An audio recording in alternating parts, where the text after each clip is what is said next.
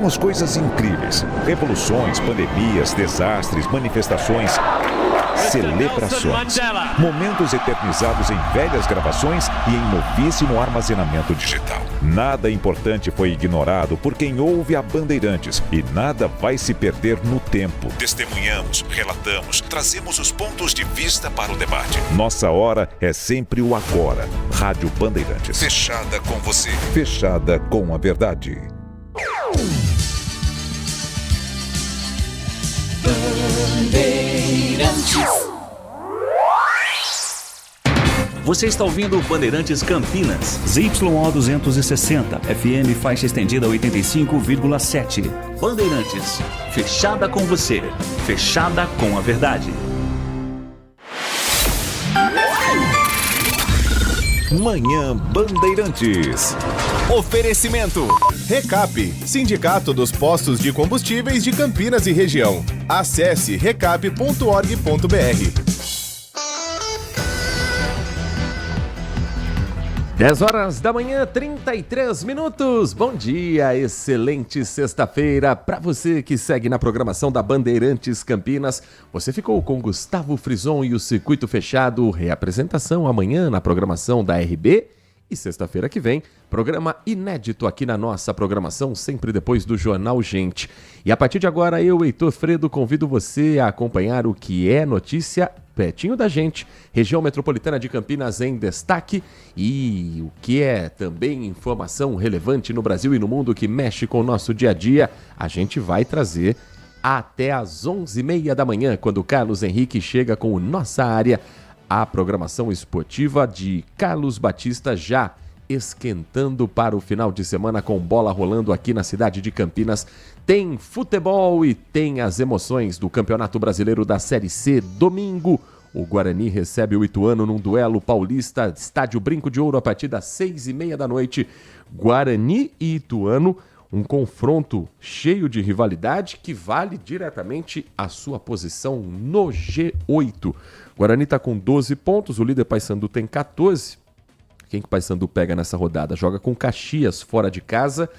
Olha, tá secada no Paysandu, no Brusque e no Amazonas. O Guarani pode terminar a rodada na liderança. Amazonas joga com Floresta fora de casa. O Brusque vai enfrentar a equipe... Cadê o Brusque na tabela de classificação, que está em terceiro lugar? Vai enfrentar a Ferroviária fora de casa. O Brusque é o segundo colocado. O Guarani pode terminar na liderança. Em caso de tropeço, pode ser ultrapassado pelos seus adversários. E a Ponte Preta vai entrar em campo também na rodada do Campeonato Brasileiro da Série B, mas só na segunda-feira, contra o Londrina, às 7 da noite no estádio Moisés Lucarelli, duelo da luta contra o rebaixamento, a Macaca querendo se afastar das últimas posições. Preparação das duas equipes, 11h30, aqui no microfone da Rádio Bandeirantes Campinas. A partir de agora, a gente traz as informações em FM 85.7 pelas nossas plataformas digitais e também pelo aplicativo Band Play, além do nosso canal do YouTube que tem a transmissão já iniciada aqui dos nossos estúdios no Complexo de Comunicação João Jorge Saad, de onde falamos com os trabalhos técnicos de Edson Freitas na mesa de som, Alan Zanelato na central técnica e a coordenação do Gil Kleber. Vamos com aquele giro inicial das informações do trânsito, porque infelizmente sexta-feira começa com um grave acidente que aconteceu na madrugada e tinha reflexos até pouco tempo atrás nas rodovias do sistema Rota das Bandeiras, em especial a rodovia Dom Pedro I. Um motociclista morreu após bater na traseira de uma carreta que estava parada na marginal da Dom Pedro I, no quilômetro 146. Foi por volta de 2h da manhã que a concessionária atendeu esse chamado.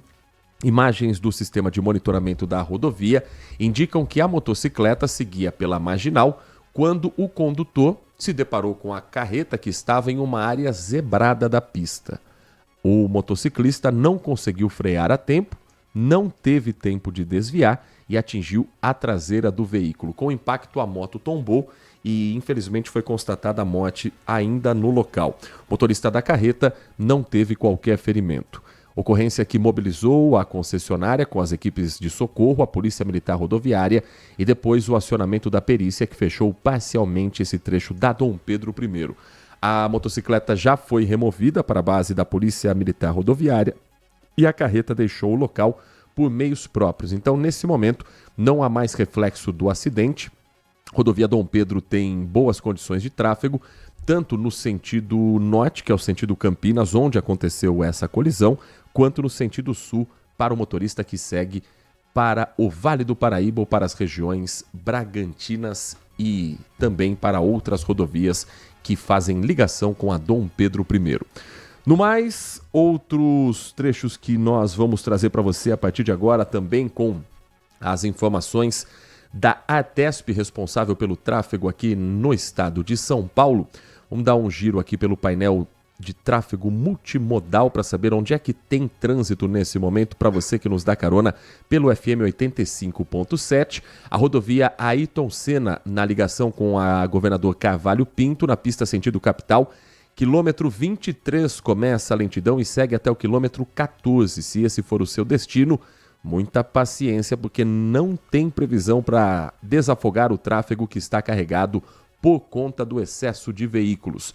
Se você for descer para o litoral, tem trânsito nesse momento de 2 quilômetros na rodovia Anchieta, sentido litoral paulista, sentido sul. Castelo Branco, sentido capital, 2 quilômetros também por excesso de veículos do KM 24 ao quilômetro 22.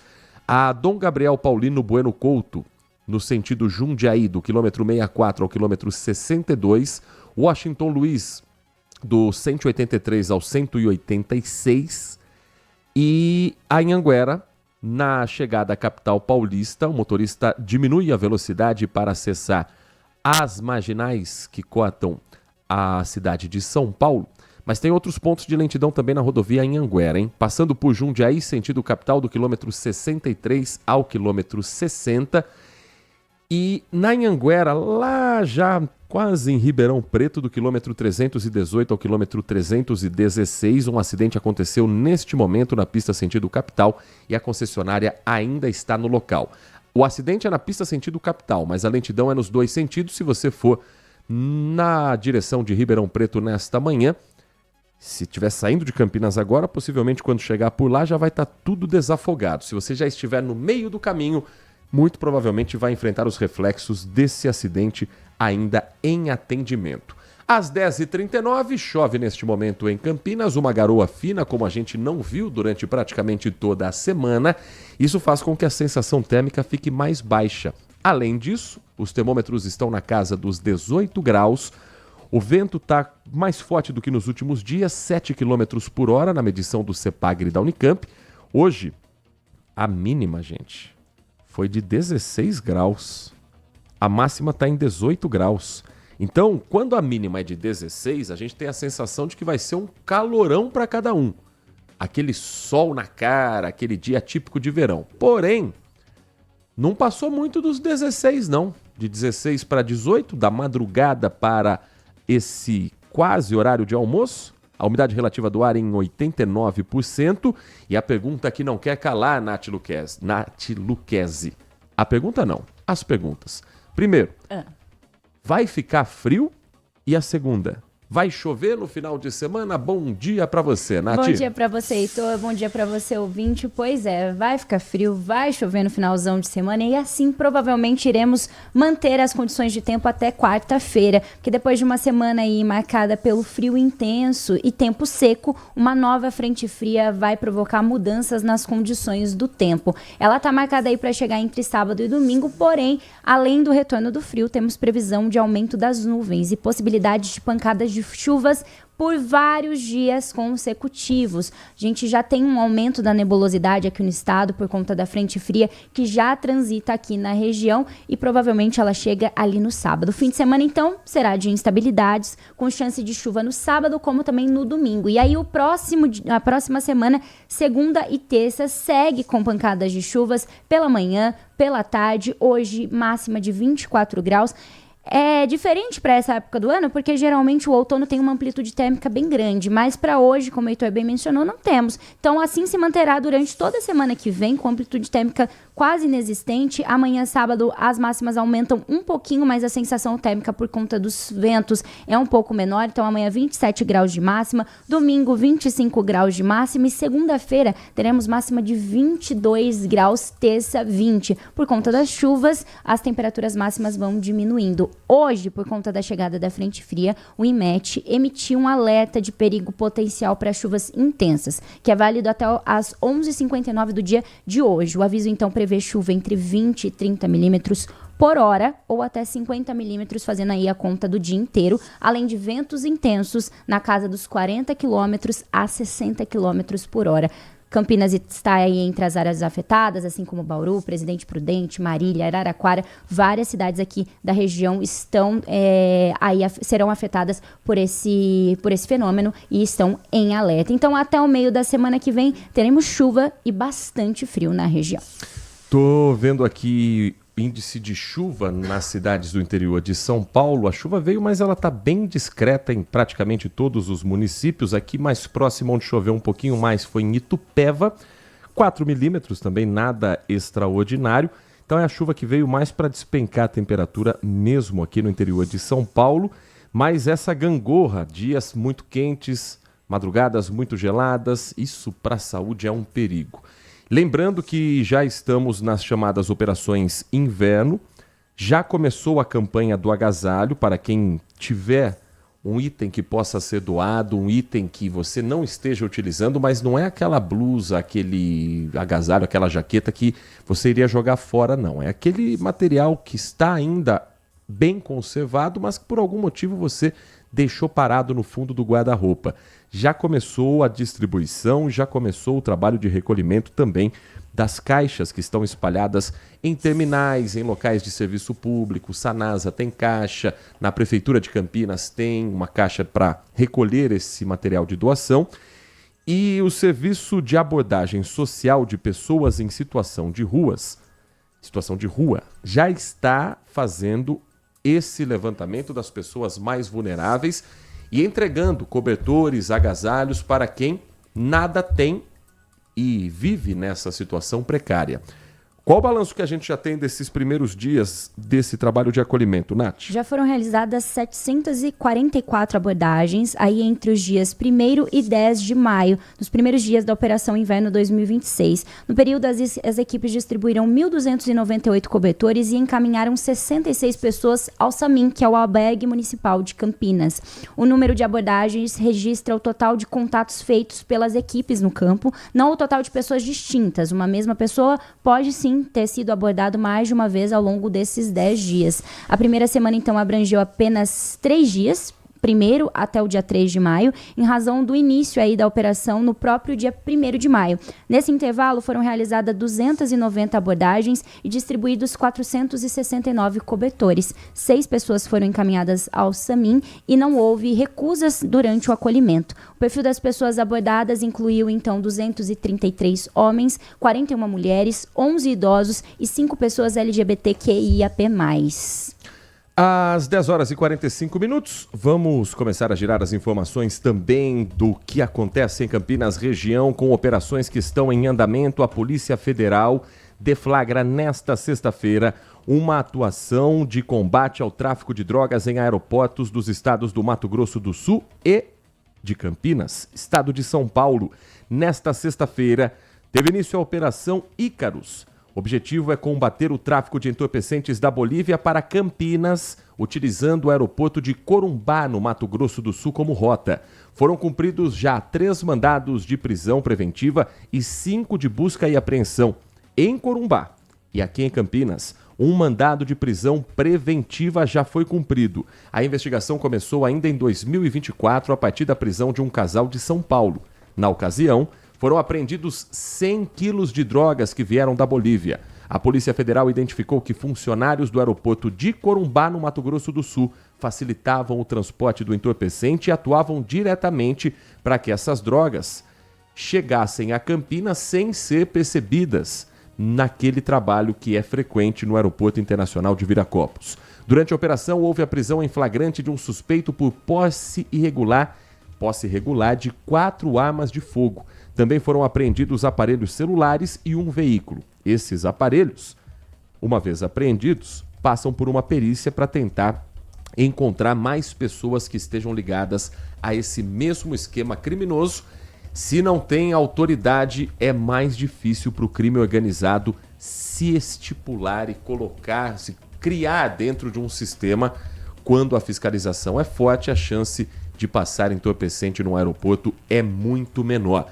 Já na região aqui do interior de São Paulo, uma oficina mecânica suspeita de aplicar golpes em clientes também é alvo de uma operação. Nath Luquezzi. Sim, a Polícia Civil então realizou buscas nessa oficina mecânica localizada na Avenida Comendador Luciano Guidotti, no bairro Higienópolis, na cidade de Piracicaba. Isso aconteceu ontem, quinta-feira, dia 14 de maio. O estabelecimento era suspeito de estelionatário, associação criminosa e crimes contra o consumo. De acordo com as investigações, o comércio anunciava a venda de pneus por valores baixos, atraindo consumidores ao local e depois do início do atendimento, e em alguns casos, depois da desmontagem de partes dos veículos. Os clientes eles eram informados sobre a existência de supostos problemas mecânicos, sendo pressionados a autorizar serviços e substituições de peças desnecessárias ou que eram incompatíveis com as condições dos automóveis. As apurações também indicaram que os funcionários utilizavam argumentos relacionados à questão de segurança dos veículos como justificativa para a realização desses serviços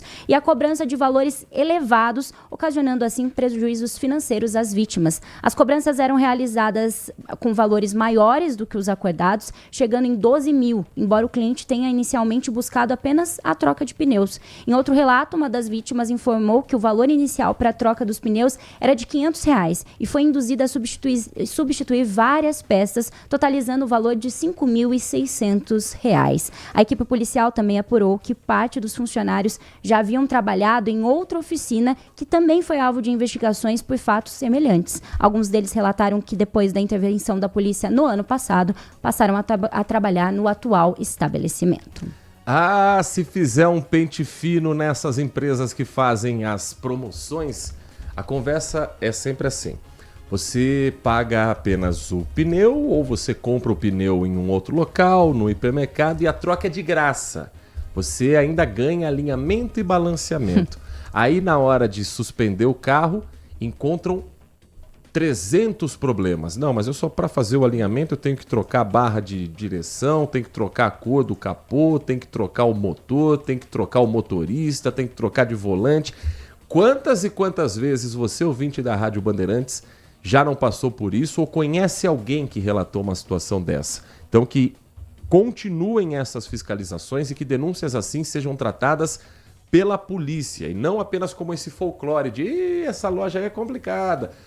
Todo mundo conhece pelo menos uma loja que tem esse hábito, que tem esse costume e que tem que ter fiscalização.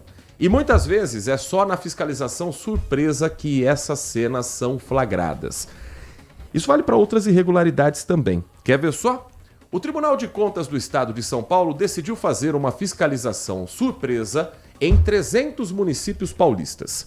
Eles foram aos galpões que são responsáveis pelo armazenamento de remédios por parte das prefeituras. E aí, em Sumaré, as cenas foram bem comprometedoras. Pelo menos 13 irregularidades no almoxarifado da Secretaria Municipal de Saúde foram encontrados. Irregularidades essas encontradas: umidade e rachadura em 2 paredes.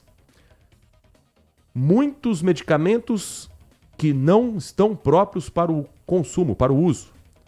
E uma quantidade enorme de fezes de animais, pombos, ratos e por aí vai. A Amanda Florentino está com a gente para trazer mais informações sobre essa fiscalização e quais são as consequências e as justificativas para a Prefeitura de Sumaré. Amanda. É isso mesmo, Heitor. Uma fiscalização surpresa do Tribunal de Contas do Estado de São Paulo identificou um prejuízo de R$ 4.300.000 aos cofres públicos referentes ao descarte de medicamentos vencidos. E a situação ficou ainda pior quando, em Sumaré, dentro de um almoxarifado da Secretaria de Saúde, usado para armazenar remédios, os fiscais encontraram mofo nas paredes e até fezes de animais. O que deveria ser um local de cuidado e armazenamento seguro de remédios, Heitor, na verdade virou alvo de uma denúncia bastante grave. 380 auditores do TCE visitaram 300 cidades do estado de São Paulo simultaneamente. O resultado foi um diagnóstico preocupante que vai muito além do prejuízo financeiro de mais de 3 milhões de reais. E foi então especialmente em Sumaré que foi registrada a situação mais preocupante, a situação mais grave que esses fiscais encontraram nas 300 cidades que eles vistoriaram. A situação no almoxarifado da Secretaria de Saúde chocou esses fiscais. Lá foram encontrados fezes de animais, marcas de umidade, rachaduras estruturais e mofos nos locais onde estavam estocados os medicamentos que seriam distribuídos para a população. Essas falhas em Sumaré não são casos isolados, mas elas refletem problemas estruturais maior, né? Segundo o Tribunal de Contas, todas as 300 cidades visitadas apresentaram algum tipo de irregularidade, desde problemas pontuais, como medicamentos vencidos guardados, até situações graves de armazenamento indevido de remédios e insumos para a saúde. O descarte de medicamentos vencidos gerou então esse prejuízo de mais de R$ 4.300.000 aos cofres públicos. O dado mais revoltante é que 63% desse total foi perdido simplesmente porque os remédios venceram nas prateleiras enquanto aguardavam a distribuição para a população.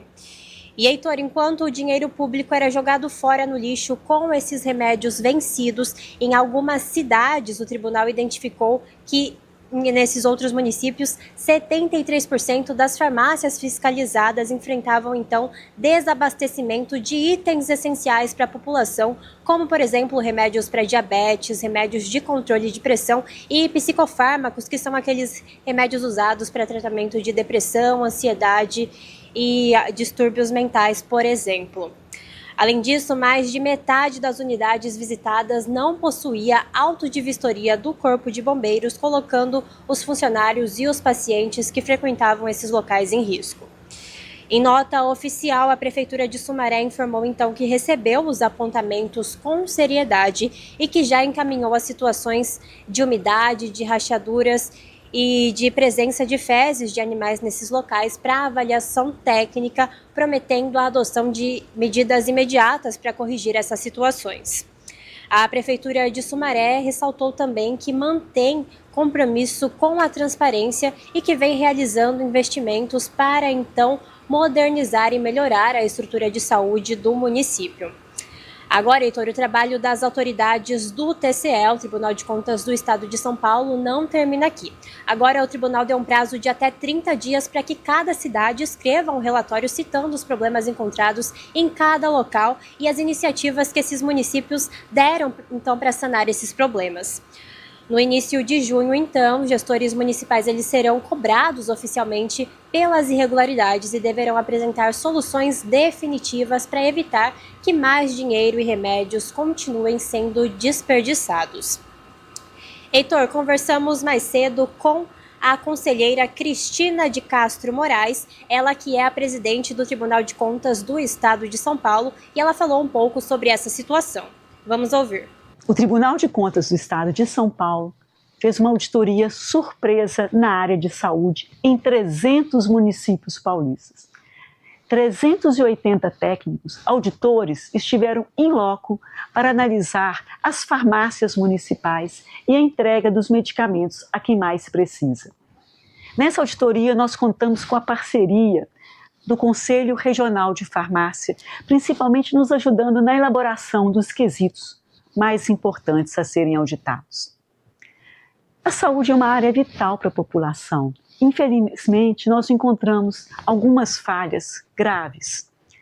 Encontramos falhas de atendimento, falhas de armazenamento, medicamentos estocados em más condições, depósito com umidade, teto caindo.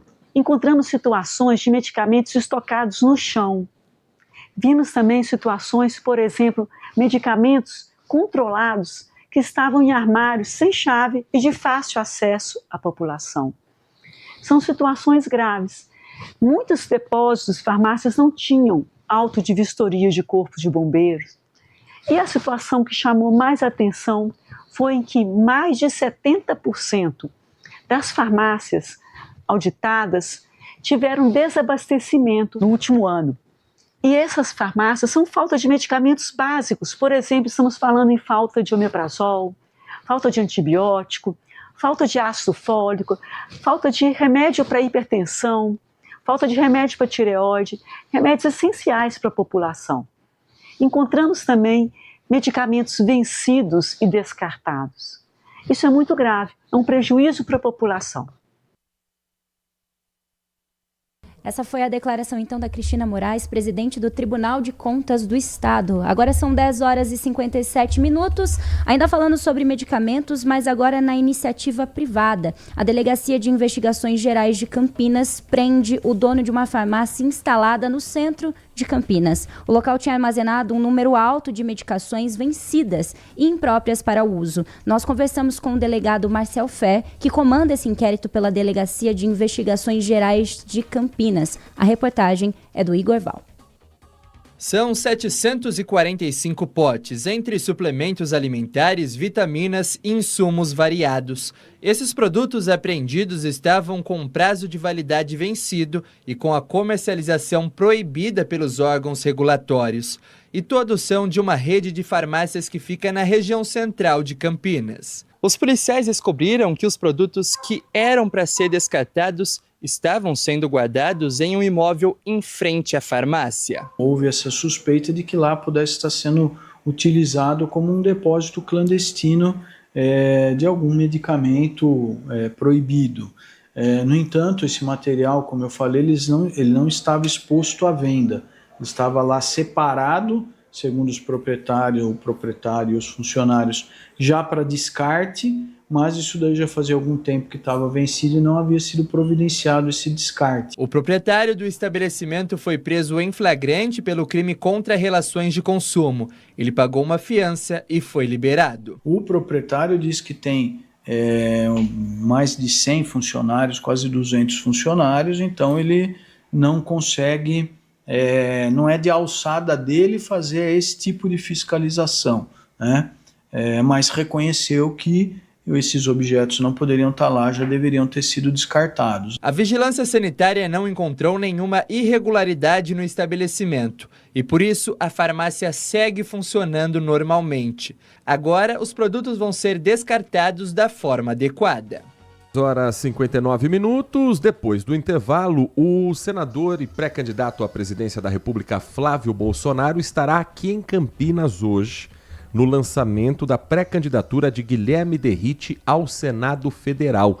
A gente vai falar sobre esse evento e também a repercussão das últimas declarações a respeito do áudio divulgado pelo jornal, pelo portal Intercept Brasil, e as contradições a respeito do dinheiro pedido e parcialmente enviado pelo Daniel Vocaro, banqueiro dono do Banco Master e de outras empresas, e a repercussão no meio político, tanto por parte do governo quanto da oposição, que tenta se lançar candidata competitiva nas eleições 2026. Um rápido intervalo e também a sua participação daqui a pouquinho no nosso Manhã Bandeirantes. Manhã Bandeirantes. Consumidor, muitas vezes, a qualidade do combustível que você coloca no tanque do seu veículo pode ser tão diferente quanto o preço que você paga por ele. Por isso, procure abastecer em postos de sua confiança e exija sempre o cupom fiscal. É seu direito e a sua garantia. Recap, Sindicato dos Postos de Combustíveis de Campinas e Região. Acesse recap.org.br.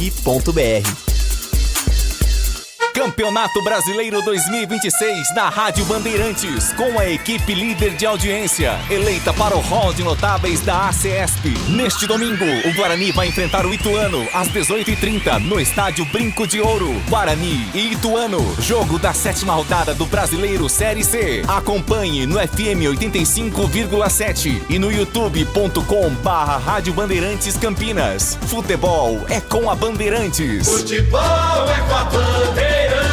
Laia, laia, laia, laia, laia, Bandeirantes. Futebol. Manhã Bandeirantes. 11 horas da manhã, 1 minuto, 11h01.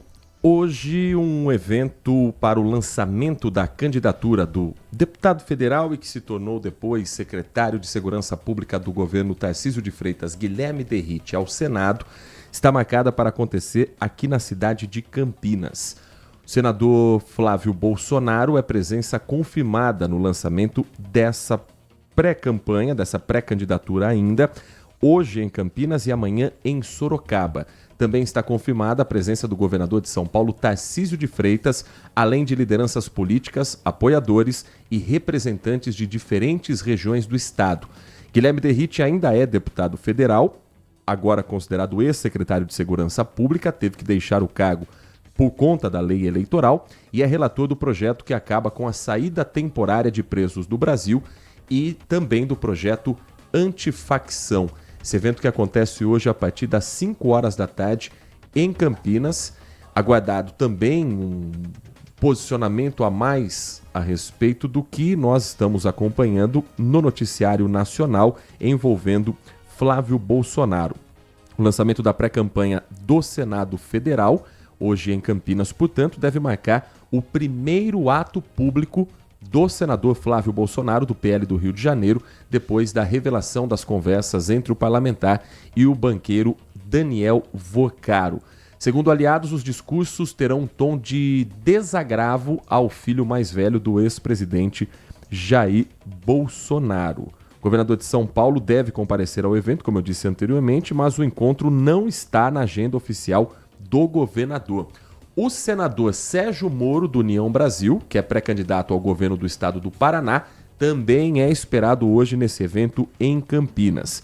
O Partido Liberal tem como estratégia transmitir uma imagem de unidade da direita no momento mais delicado da pré-campanha do Flávio Bolsonaro até aqui, Nath Luquezzi. Ainda ontem, o senador Flávio Bolsonaro concedeu uma série de entrevistas sobre o tema. Direto de Brasília, a repórter Natália Passi vai trazer pra gente os detalhes do que foi falado. Flávio Bolsonaro afirmou que todo o dinheiro que pediu ao banqueiro Daniel Vocaro foi integralmente para um fundo aberto para financiar o filme sobre o ex-presidente Jair Bolsonaro. Foi em uma entrevista à Globo News. O senador negou que o dinheiro seria para bancar o irmão Eduardo nos Estados Unidos. E quando questionado sobre ter inicialmente mentido ao negar que Vocaro era patrocinador do filme, disse que agiu dessa forma porque o contrato tem uma cláusula de confidencialidade que o impedia de confirmar a informação. Na entrevista, o senador ainda negou que tenha mantido outros contatos com Daniel Vocaro anteriormente. Flávio Bolsonaro não confirmou valores, nem apresentou o contrato. Mais cedo, em entrevista ao portal Metrópolis, o senador disse que Michele Bolsonaro não será candidata no lugar dele e que, ao se reunir ontem com o pai, Jair Bolsonaro, ouviu para seguir firme e ir para cima contando toda a verdade. Já o deputado federal Mário Frias, que é produtor executivo do filme, recuou da primeira versão que deu. Primeiro, disse que o filme não recebeu nem um centavo do Banco Master. Agora, que não há contradição entre as versões divulgadas por ele, Flávio, e a produtora do longa, mas sim uma diferença de interpretação sobre a origem do investimento. E destacou que os irmãos Bolsonaro apenas autorizaram o uso de direitos de imagem da família e o dinheiro foi usado exclusivamente na produção do filme. Muito obrigado, Natália Passi. Bom, o assunto foi tema de praticamente todas as agendas dos pré-candidatos à presidência da República e virtuais concorrentes de Flávio Bolsonaro na disputa de outubro deste ano, inclusive na agenda do presidente Luiz Inácio Lula da Silva. O repórter Sandro Barbosa conta pra gente a repercussão dos áudios divulgados pelo Intercept, confirmados pelo Grupo Bandeirantes e confirmado pelo próprio senador Flávio Bolsonaro em conversa entre ele e Daniel Vorcaro e como seus concorrentes estão lidando com essa situação. Num evento na Bahia, o presidente Lula disse que cabe à Polícia Federal investigar as relações entre o pré-candidato à presidência pelo PL e o banqueiro. Eu não vou comentar o caso de polícia, não é meu. Eu não sou policial, eu não sou procurador-geral. O caso dele é de polícia. Você precisa ter algum delegado aqui? Não tem. Então vá na primeira delegacia da Polícia Federal e pergunte como é que vai ser tratado o caso dele. Depois de divulgar uma nota dizendo que Flávio Bolsonaro deve responder aos questionamentos, o pré-candidato do PSD, Ronaldo Caiado, disse que a centro-direita não deve se dividir neste momento. Este é o compromisso que nós temos. Falhas de ordem pessoal devam ser tratadas por cada um que venha amanhã ser denunciado. Mas o objetivo principal é não mudar o foco. O foco é derrotar o Lula. Em entrevista a Bandeirantes, o pré-candidato da Democracia Cristã, Aldo Rebelo, citou casos de corrupção do passado ao comentar se o episódio afetará a candidatura de Flávio Bolsonaro. Vai ser uma candidatura nivelada na questão do escândalo. Nesse quesito escândalo vai haver um nivelamento, porque não vai desaparecer do debate político o mensalão, o petrolão e todas as acusações ao atual presidente e já também pré-candidato à reeleição, que é o presidente Lula. Já Romeu Zema não teve agenda de campanha hoje. Ontem, o pré-candidato do Novo classificou como imperdoável a conversa entre Flávio Bolsonaro e Vorcaro. Hoje, os irmãos de Flávio, Carlos e Eduardo Bolsonaro, destacaram nas redes sociais uma doação do pai de Daniel Vorcaro ao Partido Novo na eleição de 2022. Zema não comentou. As conversas entre Flávio Bolsonaro e Daniel Vorcaro também foram tema das campanhas estaduais. 2 pré-candidatos ao governo paulista falaram sobre o assunto. Pré-candidato do PT ao governo de São Paulo, o ex-ministro Fernando Haddad ironizou. Você vê uma pessoa batalhando para chegar no final do mês para pagar suas contas, o cara pede 134 milhões. Se juntar toda a produção cinematográfica do Brasil de acho que uns 5 anos, não dá 134 milhões. Pré-candidato do Republicanos, Tarcísio de Freitas, também falou sobre o assunto. Flávio imediatamente procurou dar todos os esclarecimentos, entrou em campo, falou do que se tratava, e eu acho que ele precisa continuar dando esclarecimentos à medida que as perguntas forem aparecendo. Olha, Dark Horse, o filme que vai contar a história de Jair Bolsonaro, principalmente da reta final da campanha eleitoral de 2018, ele tem um custo realmente dos mais caros do Brasil. Está sendo feito um levantamento dos principais filmes que já foram lançados, isso contando que vamos trabalhar com os fatos, os dados, e não ainda com o que pode se descobrir sobre essa quantia. Vamos partir da ideia, do princípio de que os 134 milhões de reais seriam aplicados no filme, ok? O filme Dark Horse pode se tornar um dos projetos mais caros da história do cinema brasileiro. Um levantamento feito pelo portal Metrópolis mostra que, apesar de Dark Horse ser uma produção norte-americana, o valor supera com ampla margem o orçamento de grandes produções brasileiras. Já fizemos essa conta com o Agente Secreto, que custou 28 milhões de reais. Ainda Estou Aqui custou 45 milhões de reais e foi vencedor, o único filme brasileiro até hoje a ganhar o Oscar na categoria Melhor Filme Internacional. Tem um filme chamado A Corrida dos Bichos. Na verdade, ela está prevista ainda para ser lançada em 2026, uma animação que também é considerada um dos mais caros dos últimos anos. 25 milhões de reais, 5 milhões de dólares, e já vem sendo tratado como uma superprodução como há muito tempo não se via.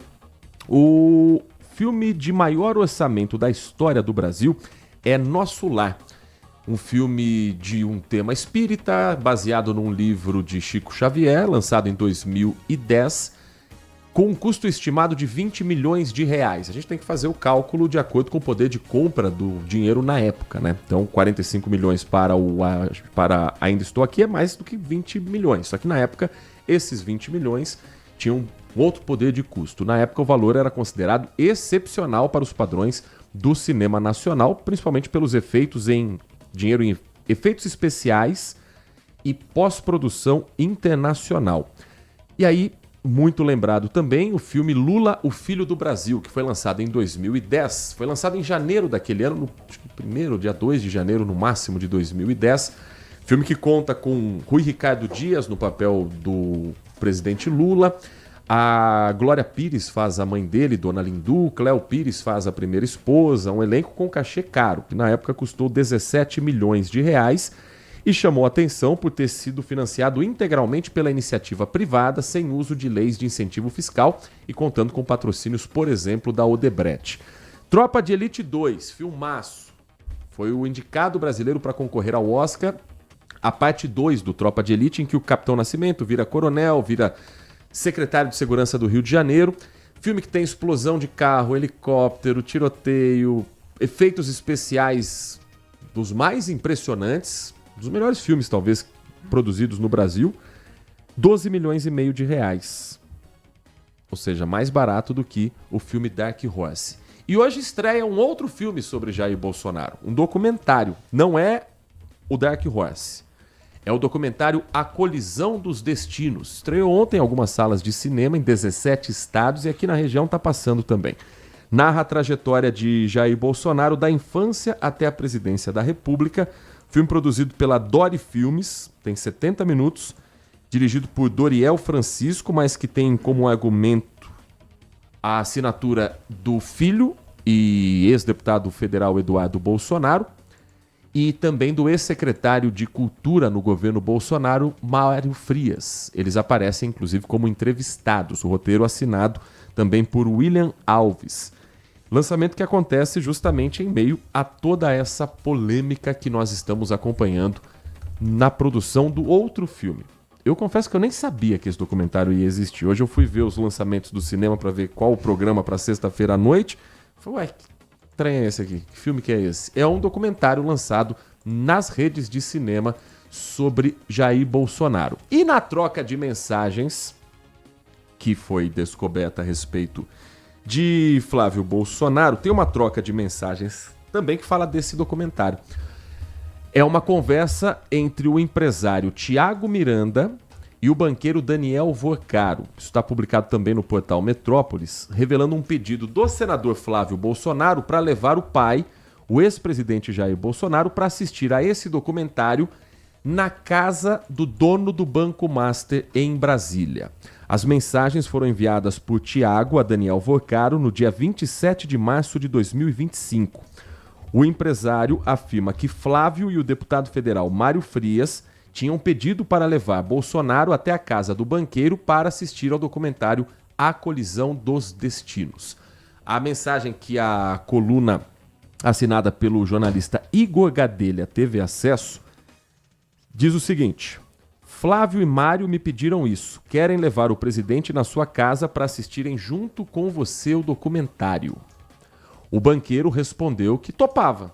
Apesar disso, o encontro não aconteceu. A coluna do portal Metrópole pediu uma nota e Flávio Bolsonaro afirmou, por meio de sua assessoria, que o objetivo da exibição do documentário era apresentar parte da história que seria retratada no filme Dark Horse, também sobre a vida do ex-presidente. A nota do senador, na íntegra, diz: o referido encontro não aconteceu. Não houve exibição privada do documentário na residência de Daniel Vorcaro. Minha interlocução com o banqueiro teve única e exclusivamente a finalidade de buscar investimento para o filme sobre a história do meu pai.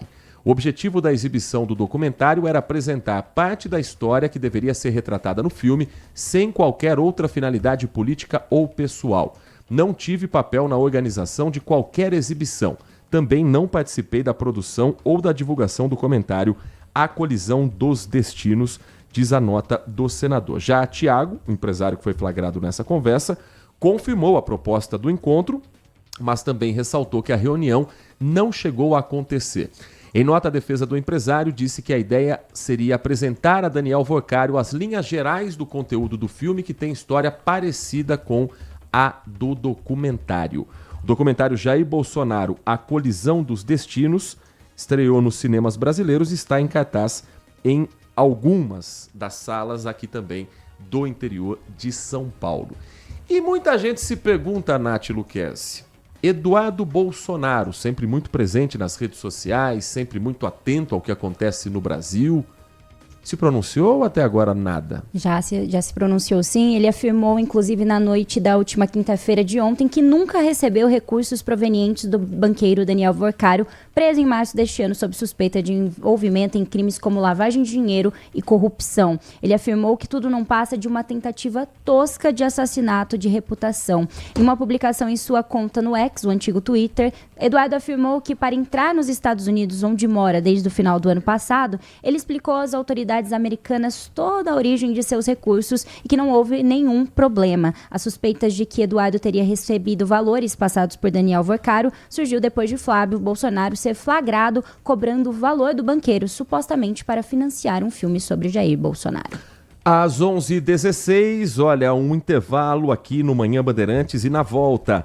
A Anvisa mantém neste momento a proibição para os produtos da IP fabricados em Amparo. A gente traz a notícia completa. Quanto tempo de intervalo, meu caro Edson Freitas? 1 minutinho apenas. 1 minuto a gente conta essa notícia na íntegra para você. Você está ouvindo Manhã Bandeirantes. Oferecimento. Recap, Sindicato dos Postos de Combustíveis de Campinas e Região. Acesse recap.org.br. Nossa área, a opinião dos nossos craques sobre tudo de Guarani e Ponte Preta e dos times da região. Carlos Henrique e a melhor e mais premiada equipe esportiva do interior paulista. De segunda a sexta, das 11h30 ao meio-dia. Siga e assista no nosso YouTube, Rádio Bandeirantes Campinas. Ouça no FM 85,7 e nos aplicativos de celular. Rádio Bandeirantes. Fechada com você. Fechada com a verdade. Consumidor, muitas vezes, a qualidade do combustível que você coloca no tanque do seu veículo pode ser tão diferente quanto o preço que você paga por ele. Por isso, procure abastecer em postos de sua confiança e exija sempre o cupom fiscal. É seu direito e a sua garantia. Recap, Sindicato dos Postos de Combustíveis de Campinas e Região. Acesse recap.org.br. Manhã Bandeirantes. Agora, 11 horas da manhã, 18 minutos, a Agência Nacional de Vigilância Sanitária decidiu agora há pouco manter a proibição da fabricação e venda de 24 produtos da marca de higiene e limpeza IP. Uma reunião extraordinária do colegiado aconteceu e o diretor-presidente da agência, a Anvisa, disse que a área técnica do órgão concluiu que os processos de análises da empresa se mostram insuficientes para garantir a segurança dos produtos. A reunião extraordinária da Anvisa decidindo manter, por exemplo, o recolhimento e a determinação para retirar de venda produtos como lava-louças, que é o detergente, sabão líquido para roupas, desinfetante da marca IP, com a suspensão de fabricação, comercialização, distribuição e uso de 24 produtos. Medidas que foram adotadas pela empresa Nath Luquezzi não garantem a segurança para os consumidores, segundo a Anvisa. Inclusive, no voto, o diretor-presidente da Anvisa, Leandro Safatli, destacou que medidas realizadas pela empresa foram insuficientes para atender às exigências da Anvisa. Entre as diversas irregularidades, foram encontradas falhas no controle de qualidade da água usada na produção da empresa. A área técnica classificou como elevado o risco de contaminação. A empresa poderá se adequar às exigências na medida em que for adotando as medidas corretivas. Segundo a Anvisa, a suspensão tem natureza preventiva e não punitiva. A empresa poderá sim se adequar às exigências na medida em que for adotando essas medidas corretivas. A dúvida é, e agora? O que fazer diante dessa situação? A IP apresentou mais de 200 medidas para reverter a suspensão. O presidente da empresa, Valdir Beira Júnior, o vice-presidente de operações da empresa, o Jorge Eduardo Beira, se reuniram nesta semana com a diretoria da Anvisa, listaram as ações planejadas, mas isso não foi suficiente para reverter a situação. Vamos para a orientação aos consumidores, então. De acordo com a Anvisa, quem tem em casa lotes dos produtos especificados deve suspender imediatamente o uso, Nath. O consumidor, então, deve entrar em contato com o Serviço de Atendimento ao Consumidor, o SAC da empresa, para informações sobre o procedimento de recolhimento. O contato ele pode ser feito através do telefone 0800 1300 544, 0800 1300 544 ou pelo site da própria empresa, da própria IP. 11h21. Vamos girar a participação do nosso ouvinte, trazendo a sua opinião, a sua prestação de serviços, começando aqui com o Bisnaga Oliveira, que escreve pra gente o seguinte: Band, bom dia. Bom dia pra você, Oliveira. Tô vendo a esquerda massacrar o Flávio Bolsonaro. Se tiver errado, tem que pagar. A pergunta é, por que a esquerda não assina a CPI do Banco Master? Estão querendo esconder o quê? Teoricamente, o líder do governo na Câmara, nós trouxemos ontem uma fala dele, diz que o governo é a favor da abertura da CPMI. Mas é a história de São Tomé, eu só acredito vendo, o que vale mesmo é colocar no papel. Agora, parlamentares como o Lindenberg Farias, do PT do Rio de Janeiro, a Fernanda Melchiona, do PSOL, estão acusando a oposição, inclusive Flávio Bolsonaro, de firmar um acordo com o presidente Davi Alcolumbre para que os vetos fossem derrubados, naquele caso do presidente Lula em relação à dosimetria, e que a CPI não fosse instalada. O presidente do Senado, os parlamentares de oposição, eles negam que esse acordo tenha acontecido. Uma CPI na Câmara, de autoria de Rodrigo Hollenberg, do PSB, foi protocolada em fevereiro. Hugo Mota, presidente da Câmara, optou por não dar andamento a ela. O que a gente vê do bastidor em Brasília é que eles querem que isso seja investigado no Senado. Eu acho que é papel de parlamentar, eles são pagos e muito bem pagos para isso, para investigar e para que CPIs sejam abertas. A gente tem tanto pedido de CPI por qualquer assunto, tudo, CPI, vamos abrir CPI. E para um caso que escancara os podres em Brasília, nos poderes mais absolutos do nosso país, como é que você não faz uma CPI? A CPI tem que ser aberta. O que eu tenho medo, o meu receio, não é nem questão política. A CPI vai pro lado político, vai virar circo, palanque pros dois lados, lógico que vai. Mas é até que ponto eles vão ter acesso aos documentos que a Polícia Federal e outros órgãos de investigação têm. Porque se você tem senador e deputado sendo investigado, existem detalhes de investigação que precisam ser mantidos no sigilo para não atrapalhar as próximas etapas, as próximas operações. Se a CPI der acesso aos senadores a tudo que a Polícia Federal está investigando do Banco Master, eu particularmente como eleitor, como cidadão, prefiro que não tenha CPI. Porque para dizer que eles estão trabalhando, não precisa fazer. Eu prefiro que a Polícia Federal mantenha nos seus arquivos aquilo que possa escancarar de esquerda, centro, direita, judiciário, legislativo, executivo, quem está envolvido com o Banco Master. Banco Master é uma caixa preta que prova que dinheiro não tem ideologia, mas que ainda não chegou nem perto de descobrir todo mundo que estava ligado a um dos maiores 171 que o Brasil já conheceu, que é Daniel Vorcaro. Então, se for para usar a CPI como manobra para blindar senador e deputado, para eles saberem até onde a Polícia Federal já chegou e como eles podem se proteger, eu prefiro que não tenha CPI. Porque esses caras não trabalharam os 4 anos, se puxar de senador os 8 anos. Ficaram só com corte de rede social, com discurso disso, com discurso daquilo. Projeto prático mesmo, importante, em 8, 10 anos de Congresso, a gente conta nos dedos quantos foram. Não é muito diferente da Câmara de Campinas aqui, não. É só medalha, é título disso, nome de rua. Então, na hora em que você tem algo que eles podem estar na mira da investigação, será que vale a pena abrir o cofre para eles terem acesso a esses documentos? Eu tenho minhas dúvidas. A mensagem de áudio que o ouvinte manda pra gente também é compartilhada com você aqui no Manhã Bandeirantes. Bom dia, programa de esquerdistas. Eu de novo, vê se o meu áudio vai pro ar aí. Já tá. Seguinte, quer passar tudo a limpo? Aprova a CPI. Por que a esquerda não quer a CPI do Banco Master? Quem tem culpa tem medo, né? Opa, achei que ia falar outra coisa. Bolsonaro quer a CPI. Vê se o Lula quer. Aí você já vê tudo. O programinha de vocês tá ficando chato, hein?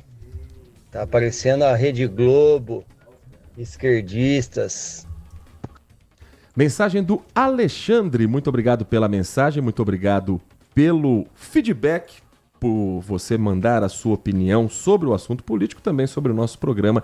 É sempre muito bem-vindo o seu retorno, mas eu mantenho a opinião que eu fiz anteriormente, o meu comentário anterior também vale para a mensagem do Alexandre. Mais uma participação aqui do nosso ouvinte.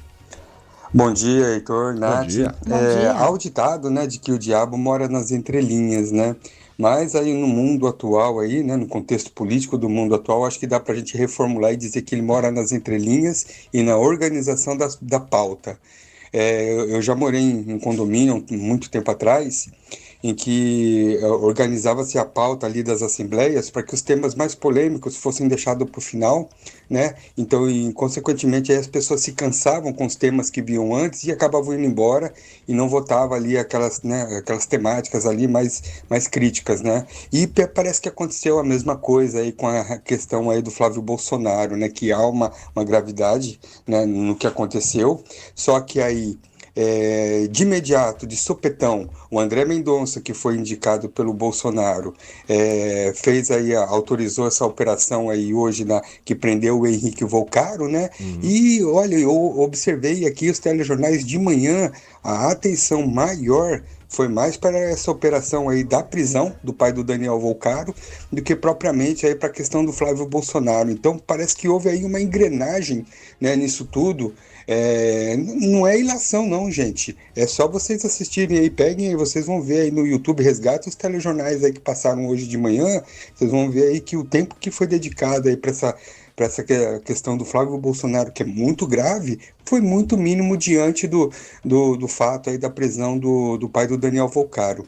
É o Erivelton, um abraço para vocês. Muito obrigado, Erivelton. Tá aí a percepção e a crítica à mídia como um todo. A gente tá aqui para proteger classe, não tá aqui para se proteger, a gente tá aqui para comunicar. E aí cada ouvinte tem a sua opinião e ela é sempre bem-vinda aqui na nossa programação.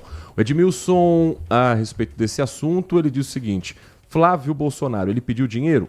Beleza. Tem gente aí que nem pede, rouba, desvia ou coloca na cueca. Esse é o nosso Brasil.